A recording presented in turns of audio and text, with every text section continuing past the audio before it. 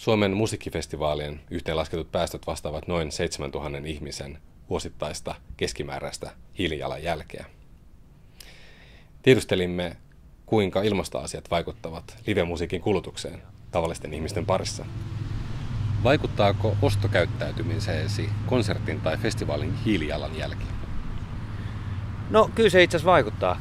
Kyllä se vaikuttaa tavallaan, eettiset asiat vaikuttaa kuitenkin, arvot vaikuttaa aika paljon mun toimintaan ja kyllä mä dikkaan siitä tosi paljon, että se myös näkyy niin kuin nykyään. Ei vaikuta kyllä, ei. No vaikuttaa, joo. Siinä mielessä, että tonnekin mentiin pyörällä, niin kyllähän se niin vaikutti siihen, että siksi päätettiin mennä, kun pääsi omin voimin. Joo. Mitä toimia tapahtumien järjestäjien pitäisi mielestäsi tehdä hiilijalanjälkien pienentämiseksi? No roskiksi voisi aina olla enemmän.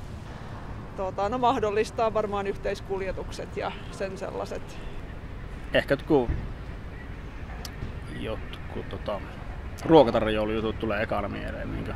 Toi on kyllä hyvä kysymys. Kyllä varmaan jotenkin niin kuin paikallisuutta dikkaisi jollain tavalla sille. Onhan se kiva, että itsekin dikkaa rollareista ja noista maailman meiningeistä. Mutta mun mielestä jotenkin semmoinen aika paikallisuus.